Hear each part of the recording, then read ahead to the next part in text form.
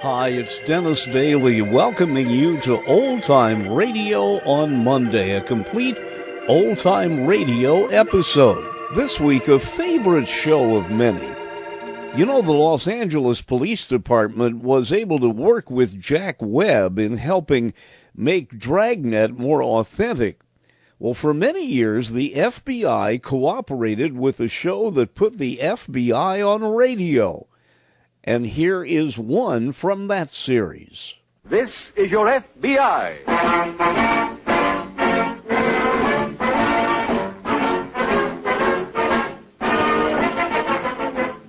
This is your FBI, the official broadcast from the files of the Federal Bureau of Investigation.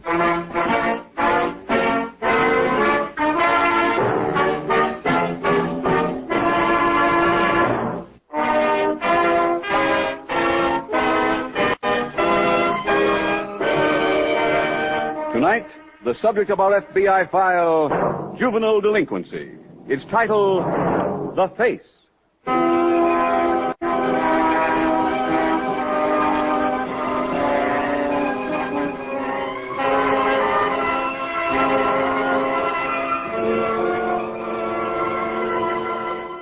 There are no accurate figures on juvenile delinquency in the United States today. But without any question, it is the most serious law enforcement problem of the day. Any statistic must be an understatement because of the practice in some localities of not fingerprinting youthful offenders. However, it can be said that during the past 10 years, youth has been in the vanguard of the criminal army in this country. One basic cause of that high rate of juvenile crime is the lack of a sense of moral responsibility. And for this, the blame rests squarely on the parents of the country. For it is in the home that the child must learn that others besides himself have rights, must learn the values that will help him grow into a decent, law-abiding citizen, a public servant, and not a public enemy.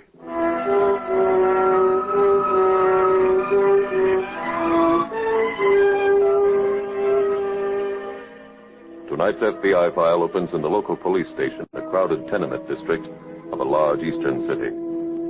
FBI Special Agent Jim Taylor is just arriving. He greets the policeman who has been waiting for him. Sorry I'm late, Sergeant. That's all right, Jim. Where's the boy? He's in the next room. I'm giving him a minute to cool off. Tough kid? Not really. I think he figures it's smart to act that way. Who is he? A neighborhood boy. Lives with his mother. She can't seem to control him. Are we on the case officially? No, Jim. There's no FBI violation. But I thought you might talk a little sense into the youngster. Okay, I'll try. Thanks. You gonna tell him who I am? I already have. Oh? What was his reaction? Another cop. Here, through this door. Okay. Go ahead. Thanks. Bobby, this is Mr. Taylor, the FBI man I told you about. So what? Hello, Bobby. Why don't you leave me alone? Why don't everybody leave me alone? Everybody did. That's why you're here. Sergeant thought I might be able to help you. How can a cop help me? I asked Mr. Taylor to come over here and tell you his story. A story? You must think I'm a kid. You're going to tell me a bedtime story? Why don't you get me a doll to play with, huh? Bobby, I'd really like to help. I don't want any help. Son, the least you can do is listen to him. Who's stopping him? Let him talk. Well, the story begins some years ago, right in this neighborhood. Young boy, about your age, was having breakfast with his sister. He had no parents, and his sister had to work to support him. They were seated at a small table. Danny, eat your cereal. Okay. Hey, you're going to be late for work. I know. Don't you care? Well, I stayed to have breakfast with you on purpose. I wanted to talk to you. Oh, I won't have much time, sis. I got to hurry to school. Well, that's what I wanted to talk to you about. School. Oh, but I'll be marked late if I don't leave now. Danny, you don't have to put on an act for me. I know you haven't been going to school. Hey, you've been spying on me. No, Danny. Well, then how did you know that I haven't been to school? Oh, Miss Cronin called me at the office yesterday. She said you haven't been in school for a week. She asked me why. I suppose you really hung it on me. No, I lied to her. Told her you were sick. Huh? And then she asked why I hadn't signed your report card and returned it. Where is your card, Danny? I lost it. I don't believe you. Oh, look, lay off, will you? Danny, I think I know what this is all about. I don't care what you know. I'm telling you what I know. I ain't been going to school because I don't like school, and I ain't going back there. Danny, sit I down. don't mean a guy. I'll see you at dinner.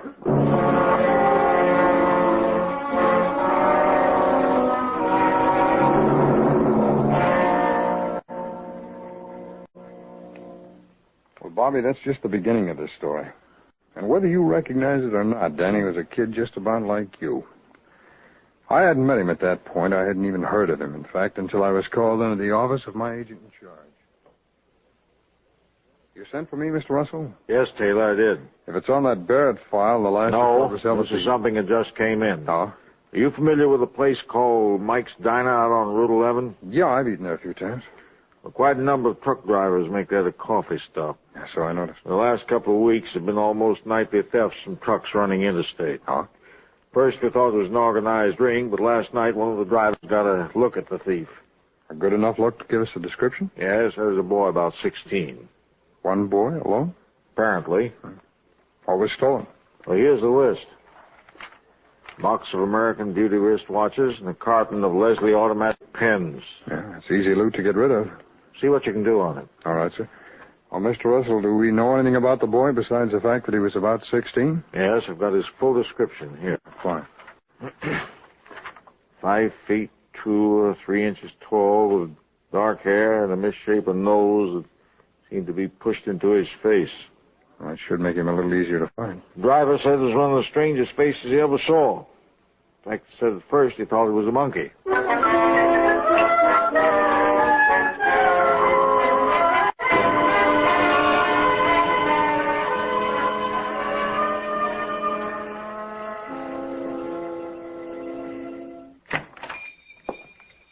Yeah, back here, Danny. Okay.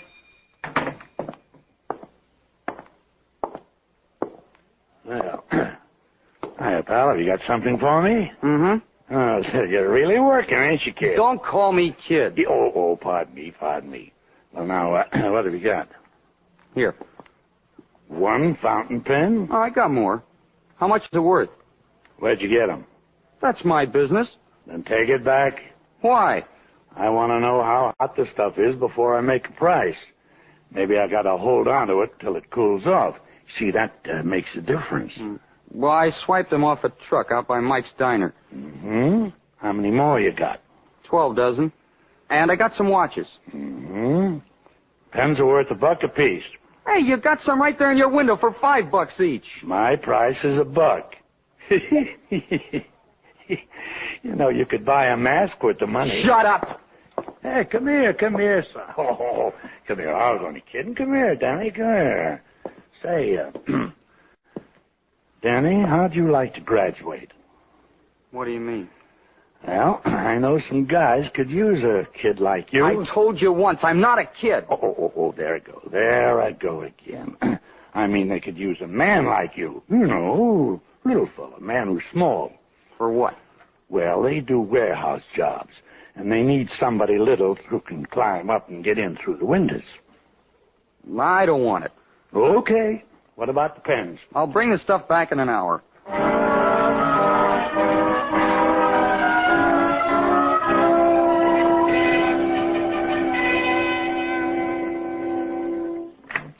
Mr. Russell, may I come in? Yes, Taylor?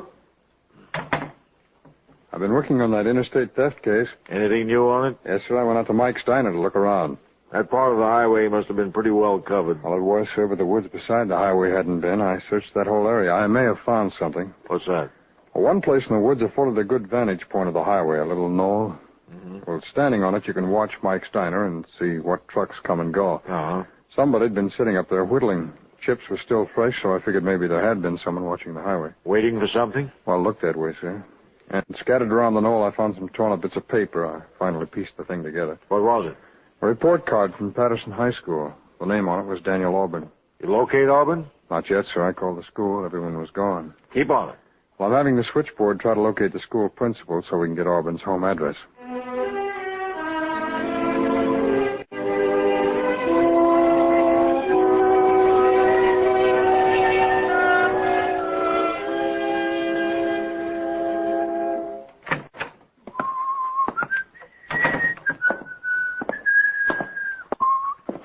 Danny.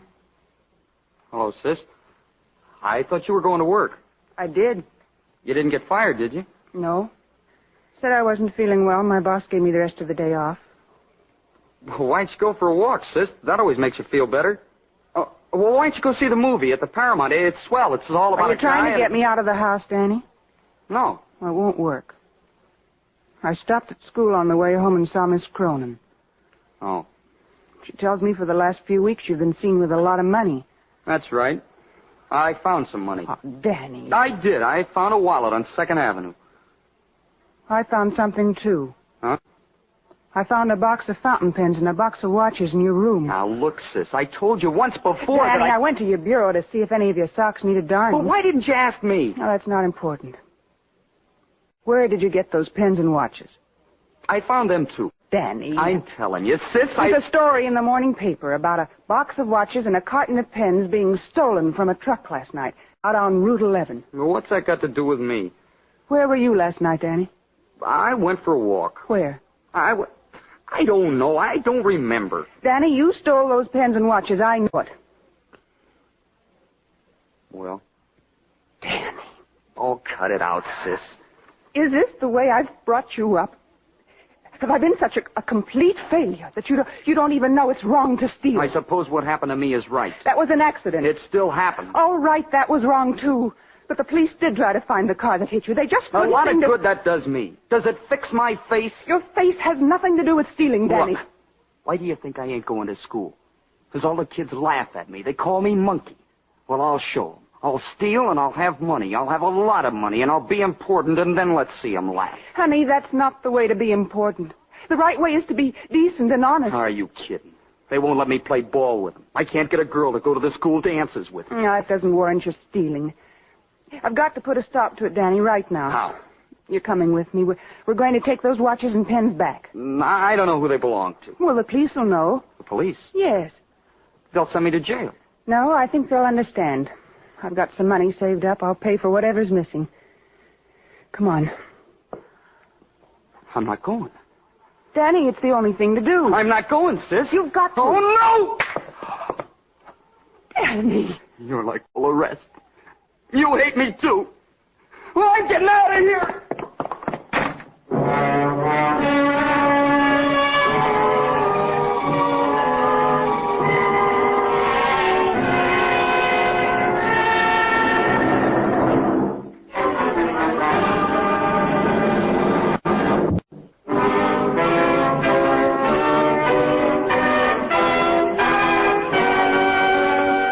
And now back to the FBI file, The Face.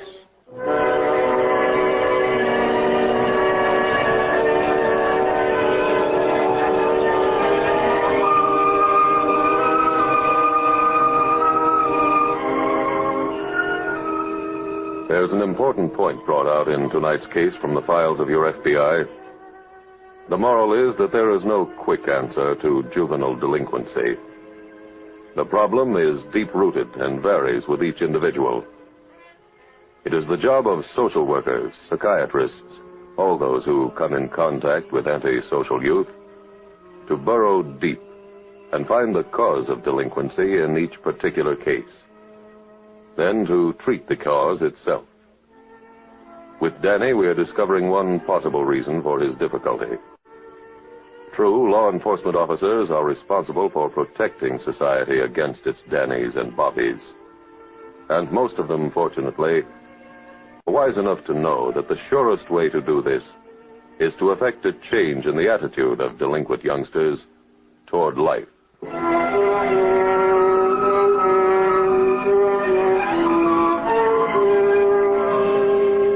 Tonight's FBI file continues at the local police station. Sergeant, have I left out any of the details in Danny's story so far? No, Jim. I think you've covered everything.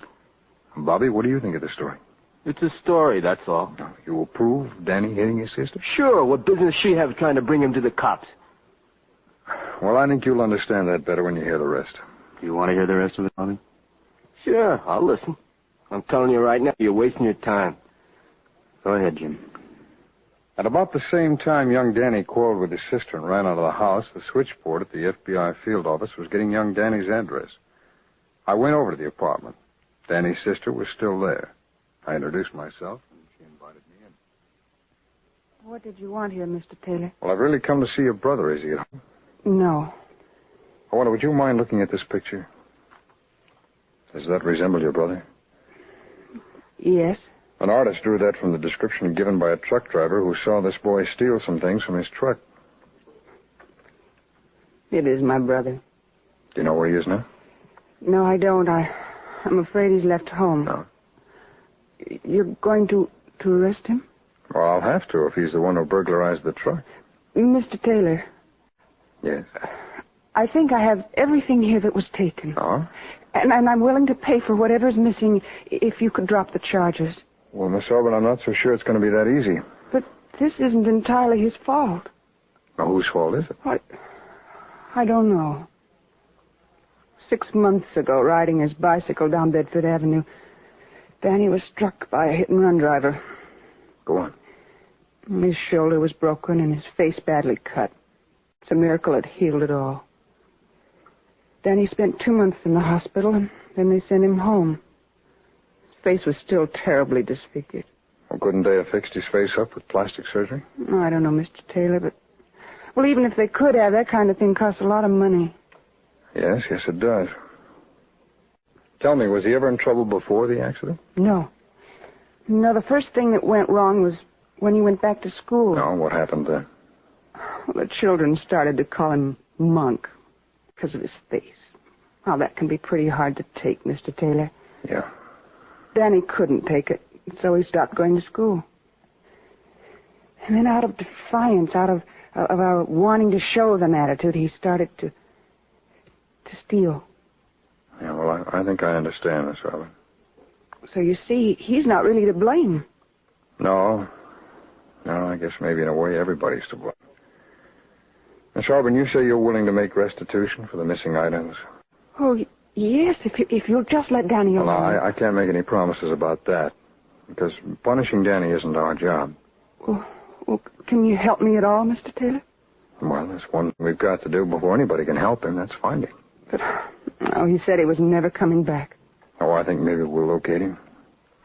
If we do, I'll be in touch with you.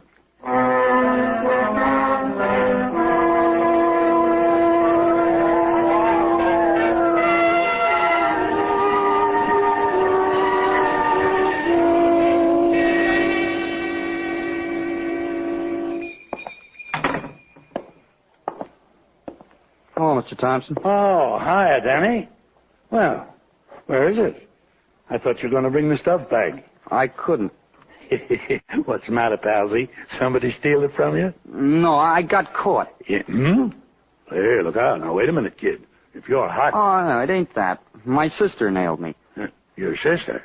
Yeah, she's going to give this stuff back to the cops. Oh, that ain't good. Well, I'm not going home. Now, son, now you're talking. You know, Danny, I ran away when I was a kid. Only one trouble. I got no money. You want to make some? Sure. Well, that thing I spoke to you about this morning is still open. You mean with the big guys? That's right. All I got to do is climb in a window, huh? That's all. Just climb in the window and come down and open the door. Well, Now. If you're afraid, you better not do it. Who's afraid? I'll do it. Good boy. But I need some money right away. That's all right. Your first job's tonight.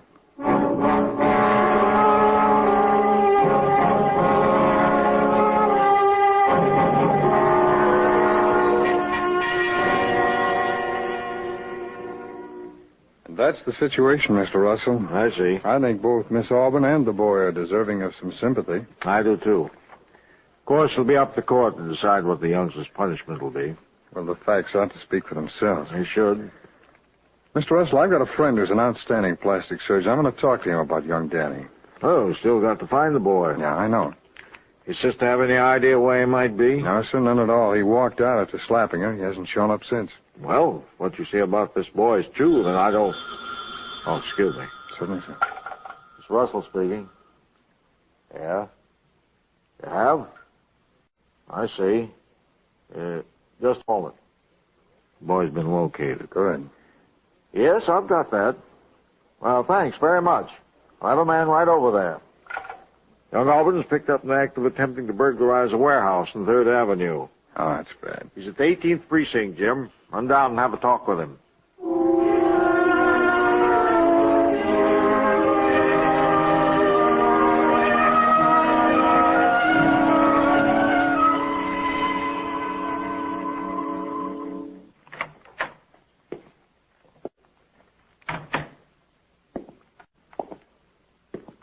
Hello, Danny.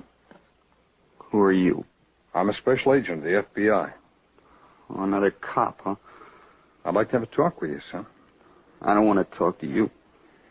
Danny, I went to see your sister. She told me some things about you. Why don't you keep her nose out of my business? Because she loves you. Loves me? She wanted to turn me over to the cops. She wanted to take me to jail. No, that's not true. Well, then where did she want to take me? To the zoo? Hey, that wouldn't be bad. Yeah, I do okay in a zoo. In a monkey cage. I look like one, don't I? Yeah, and I can act like Danny, one, too. Stop it. Look, see me scratch myself? Danny, look stop at it. See them on. Now, you don't mean that and you know it. Come here, Danny. Come here. Take a look at this picture. We had an artist draw that from a description of you given by the truck driver. So? Well, Danny, did you ever hear of plastic surgery? A little. They can do wonderful things today. Like what? Well, like they can build a whole new face. They can make you look like just about anything you want. Sure, all you gotta have is a rich old man. No, not necessarily. I've got a friend who's one of the best plastic surgeons in this country, Danny. I showed him this drawing of you. Well, what'd you do that for? Oh, reason. I showed him your picture and told him about your accident. I don't want anybody feeling sorry for me. I can take care of myself. He drew a picture for me. Would you like to see it? Here. Well, who's this? My doctor friend says it can be you. He can make me look like this? That's right. And he wants to do it for nothing, Danny. For nothing? Yeah. But he don't even know me. Sure he does, son. I told him all about you. Yeah. Can I make a telephone call? Sure, Danny. What do you want to call? My sister.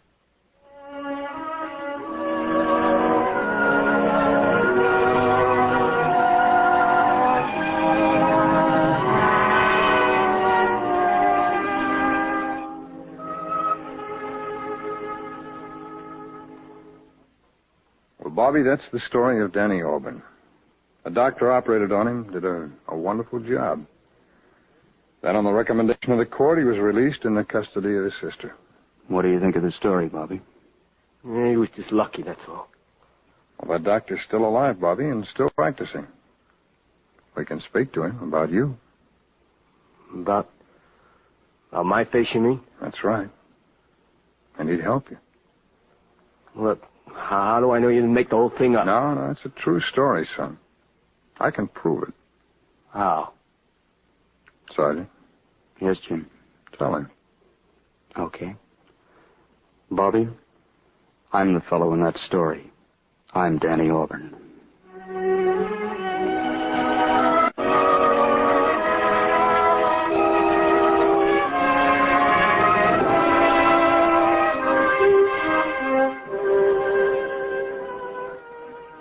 And that's the story of two juvenile delinquents who were saved by the intervention of your FBI.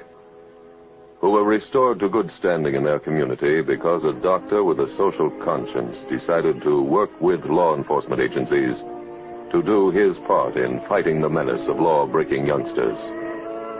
Offhand, you might have said there wasn't anything a plastic surgeon could do to combat juvenile delinquency. But each of us can contribute to this battle if we have the mind to do it. The mind and the heart. It isn't difficult to enroll as a fighter against juvenile delinquency. It might cost time or money. But if the future of the nation is of any importance to you, you will enlist tomorrow in this war. This incessant war against a wave which is creating criminals in America faster than the nation can build prisons to house them.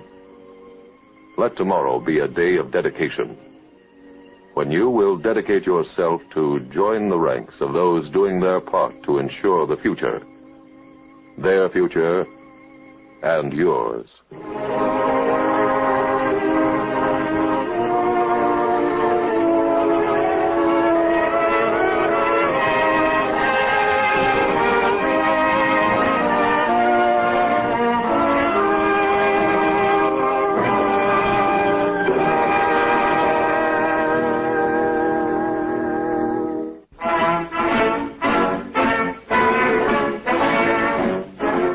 The incidents used in tonight's broadcast are adapted from the files of the Federal Bureau of Investigation. However, all names used are fictitious, and any similarity thereof to the names of places or persons, living or dead, is accidental. This Is Your FBI is a Jerry Devine production.